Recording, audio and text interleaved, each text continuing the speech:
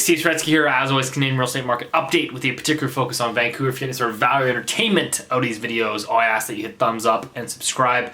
Questions, comments, put those below. Obviously a lot to get through again this week. I know a lot of you have asked for more videos. What I'm planning to do here moving probably into next week is we'll start bringing on interview guests, very important or smart people in the finance space, etc., to provide you more content. I know that people are sitting at home here with a lot more time in their hands. You know, my web traffic has doubled, YouTube videos views are up, Twitter's exploding, so we're just going to keep running that content machine at full pace. So you know, I'll probably end up uploading a lot of those interviews here on YouTube, so thanks for obviously sticking by. But there's a couple of things that I want to get through this week. Is first of all sort of my thoughts on the broader economy, as well as a lot of the, again, more policy measures this past week. And so I really want to touch on that because, you know, obviously more spare time on my hands. I'm doing a lot of reading and a lot of research, probably reading at least, I don't know, 3 hours a day. So keeping on top of a lot of this. Again, I think this is an incredible opportunity for those that are prepared, but it's also going to be a lot of pain and suffering for others. So it's important to understand that and try to obviously, you know, look at things optimistically. But there's one thing that when I say that is you can't also be ignorant to the realities of the situation. And one of the things that I have to really shake my head at is this notion of this V-shaped recovery, this quote-unquote pent-up demand that's going to revive this economy, that, you know, the stimulus is going to be enough. Like, let's call it what it is. It's not stimulus. What you're doing is you're basically just plugging the boat from sinking. What you're doing is you're keeping the plumbing functioning. The plumbing of the financial system is working. They're injecting liquidity, patching the holes in the pipe to keep the plumbing moving. But you're not actually providing any stimulus. I mean, again, think about this realistically. Central banks can lower rates to 0%. Does that mean that consumers sitting at home are going to go out and start spending money when they have no jobs and no economic certainty? So this is not stimulus. This is simply just patching the pipes, trying to make sure that they don't burst. So, you know, again, think about this again, like this whole notion of pent-up demand, right? So they're saying, well, you know, pent-up demand and a lot of this is so economically devastating. Again, you can argue whether or not, again, we've talked about this before, whether the cure ends up being worse than the disease, but I'm not going to focus on that. What I want to focus is on what this means from an economic and finance perspective. And think about this in simple terms. Like, if you go out, so pent-up demand. So let's say hypothetically, I go out for dinner once a week. Just what I do, you know, take out the wife, go for dinner once a week. When this thing subsides, I'm not going to go out for dinner 3 times a week just to catch up on all the other weeks that I missed out. That's just permanently lost revenue for a restaurant. I'm not going to pent up demand and start going out more. I might even end up going out less than once a week because my income took a hit. I mean, you can translate this into multiple aspects. I had multiple friends just this past week that were supposed to have weddings this summer. They've canceled those. And they said, you know what, probably just have a small wedding in our backyard and keep the cost down, and, you know, it is what it is. And like, so that's more lost revenue for those businesses that were supposed to cater to these weddings. You can talk about, I have had, for example, my fiance had two vacations coming up, or 2 sort of destinations. One was to go to New York to celebrate a friend's birthday. The other one, I think, was Nashville for a bachelorette. Both of those have been canceled. Those are not trips that are coming back. So that's just lost revenue. It's lost wealth that, again, is never coming back. So there's no pent-up demand. You're just not going to go rebook those. That's done. That's just gone forever. Poof, into thin air. So this notion of pent-up demand is honestly absolutely ludicrous. You know, look at the state of America today is again, it's just beginning. I'm going to link to this. I think it's just a jaw dropping. We're not talking about like a recession. We're just asking now is like, how deep is it going to be? I'm going to link to this clip here on the current state of America, the largest economic powerhouse in the world. If there is one image that can clearly show us how this health crisis has become an economic crisis in this country, it is this right here. The Pittsburgh Gazette captured video of hundreds of cards lining up for the Greater Pittsburgh Food Bank before it opened yesterday. Some waited 5 hours as volunteers distributed emergency supplies to 1,500 families, and then they ran out. A new reality for those in need. Rick Paulson is the volunteer coordinator for the Joined Hands Food Pantry. He says they've been holding the food pantry for 15 years, but have never seen it like this. Someone says out of the 1950s movie or a bad dream. It's just so surreal. On this day, 7,200 pounds of food was given away from the Chicago Food Depository, and it went fast. We had so many calls from people, and we knew they were first-time people because we were asking where the location was. Just moments ago, the Labor Department put out its statistics, a jaw-dropping 3,283,000 jobless claims were filed last week. 3,283,000 jobless claims. That number dwarfs any other week on record. Joining us now, former Treasury official and Morning Joe economic analyst Steve Ratner. We are clearly in a major recession with major impacts on working men and women in this country who are not going to have their jobs. The highest we saw during the Great Recession was 665,000. And this may well only be the beginning. If you looked at this scene in black and white, you would think you're back in the 1920s or 30s during the era of the Great Depression. The line outside the Bowery Mission stretches down that street in that direction, and it comes back in this direction as well. They say that the line is getting longer and longer each day that this coronavirus crisis drags on. This has always been a destination for the city's poor and homeless, but now they're seeing a lot of new faces in the crowd, they say. People who have lost their jobs, people who are not getting paid, people who are here at a food pantry for the first time. Here, they think they have enough food for about a week or so. That number that we've been looking for just crossed, and you'll forgive me if my jaw's on the ground. U.S. weekly jobless claims total 6.6 million versus 3.1 million expected. 6.6 million unemployment claims were made in this country last week.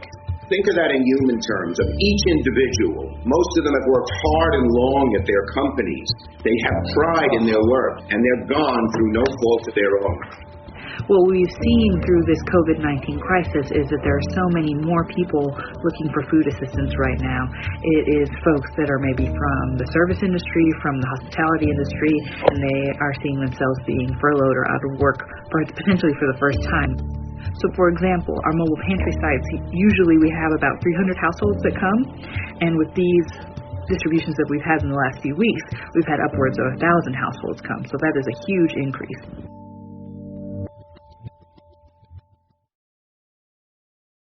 So this is, again, the United States of America, and we're only a couple weeks into this sort of quarantine. Again, the longer that this drags on is the more severe the economic consequences. You cannot just stop the economy and then restart it. I was watching an interview a couple days ago from Pippa Malmgren. If you don't know her, she's very smart, intelligent economic advisor to actually the White House and various government officials. And she was saying that she's like, truthfully, she's like, most governments and most politicians don't actually understand how the economy functions. They don't actually understand like the plumbing, the system. So she's like, I'm trying to sort of elaborate and explain to them that basically the longer that you hit pause on the economy, the longer the consequences and the more difficult it gets to basically restart it, and the longer the recovery is going to be. And again, this is not to say that you shouldn't go into lockdown or quarantine. It's just saying like, this is the reality. The longer that you prolong it, this is what's going to happen. And so I think just found that very interesting that, again, these are people that are managing the economy that don't necessarily know. And there's just this oblique reality of I think people are naive to think that this is going to subside and everything's going to go back to normal. The Canadian economy, for example, I mean, we can update on Canada's situation. I mean, this is the most indebted, one of the most indebted households in the world. We just saw over 2 million people have now filed for employment insurance, basically laid off. Again, we're only 2 weeks into quarantine. You have mortgage deferrals that are approved, are now at 500,000 mortgage deferrals. That's just about 10% of the total mortgages outstanding. So basically 10% of the mortgages outstanding have now been deferred. Again, we're only 2 weeks into this, so that number is going to clearly ramp significantly higher. This basically just shows the strain of households to try to weather this storm.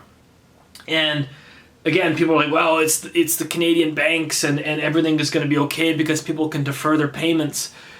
The banking system alone was not designed to simply defer everybody's mortgage. The banks aren't designed for that. And so you can see all the massive liquidity measures that are taking place. As we know, the Bank of Canada has now officially started their very own quantitative easing program. They're set to buy $5 billion of Canadian government bonds each and every week until things get better, is what they've kind of said. And so they're basically going to gobble up the entire bond market. CMHC continues to alleviate and try to help out the banks. OSFI now this week. So what they did last couple weeks ago is they lowered the bank's capital buffer rate. So what this means basically, so they lowered it from, it's a stability buffer. So they lowered it from 2.25% to 1.5%. And now they just came out in an interview and said, we're looking at potentially lowering it to 0. So basically what this means is a stability buffer is essentially a bank's rainy day fund. So they want the bank to have a buffer, so when shit hits the fan, there's some sort of capital sitting around that they can kind of get through a crisis. Well, now what they're basically signaling is that they're allowing the banks to basically draw down on that rainy day fund. That's basically, in layman's terms, what they're doing. So none of that screams, in my opinion, confidence. Obviously, the Canadian banks are going to be fine because it's kind of like this monopoly, oligopoly, whatever you want to call it. But it goes to show me that there's some serious liquidity issues. Again, thinking that you can just magically, defer mortgage payments and cancel everybody's rent, it's just not how the economic machine has been built. You just cannot simply do that.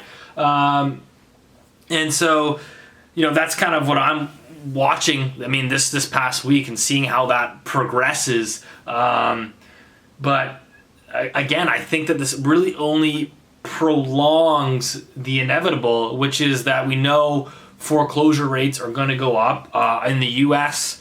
I believe it was Moody's Analytics put out a report saying that they believe if quarantining should progress into the summer, that they are expecting about 30% of mortgages to be delinquent in the United States, which would actually surpass the 2008-2009 financial crisis. That's Moody Analytics in the U.S. And keep in mind that the U.S. is not quite as levered from a household perspective as the Canadian balance sheets. So this is a problem. You have for example, let's just look around the globe. You had the UK banks recently lobbied to the government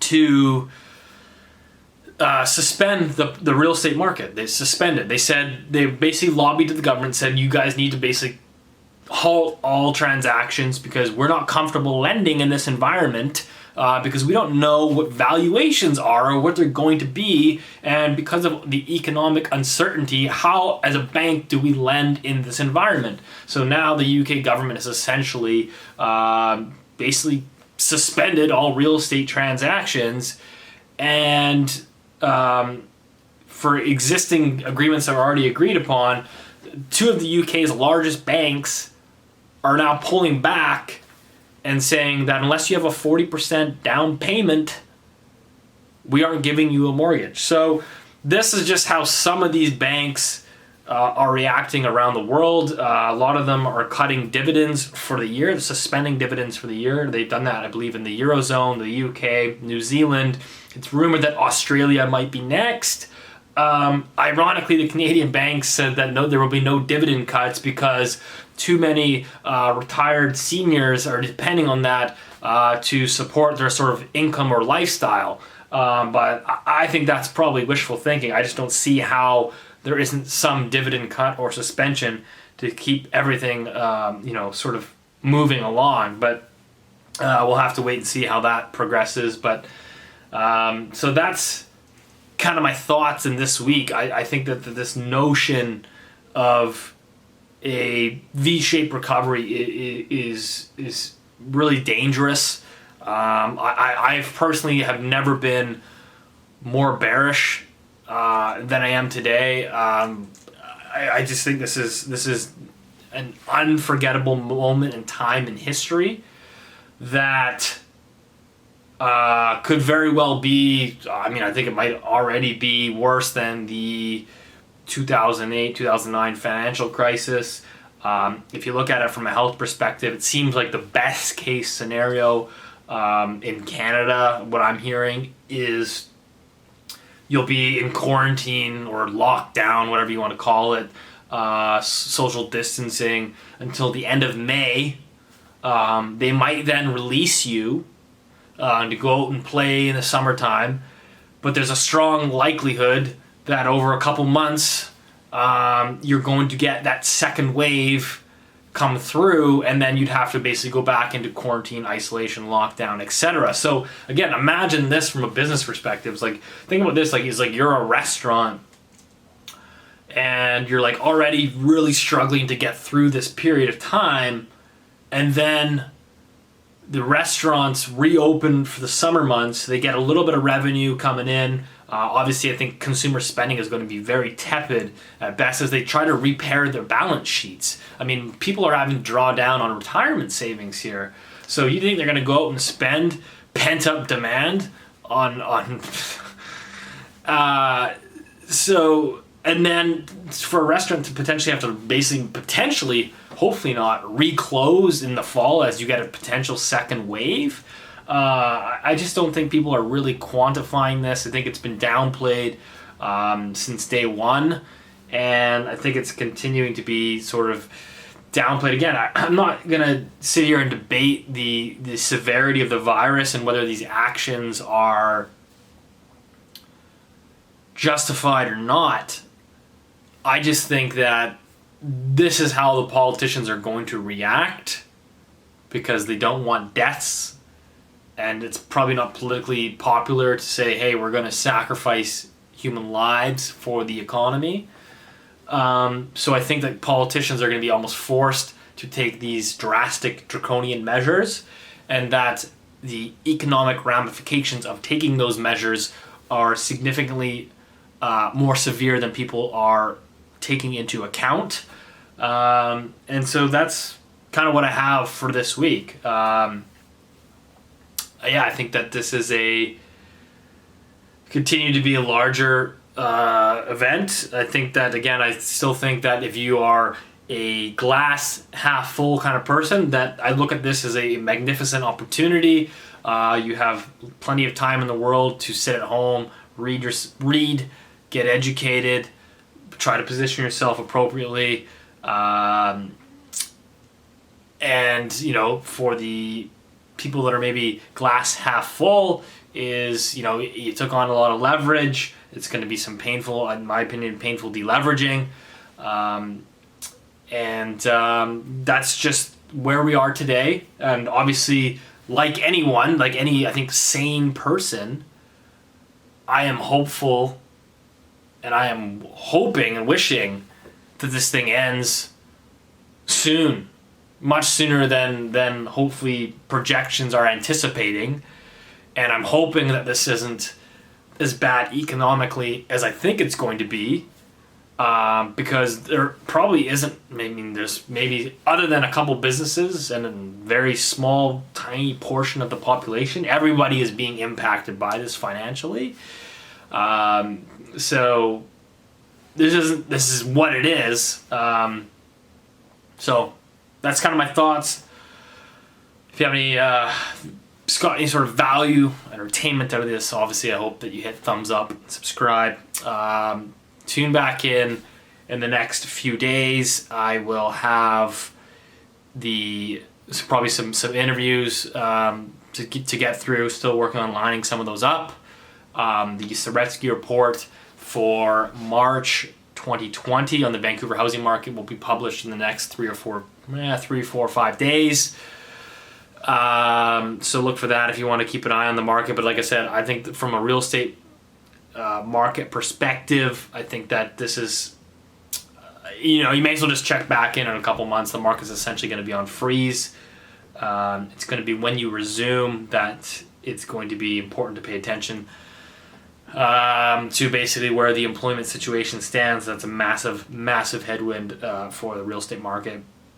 And the pro-cyclicality of immigration flows as well, which have been a huge boost for the housing market. No real sense of migrating here if there's no work.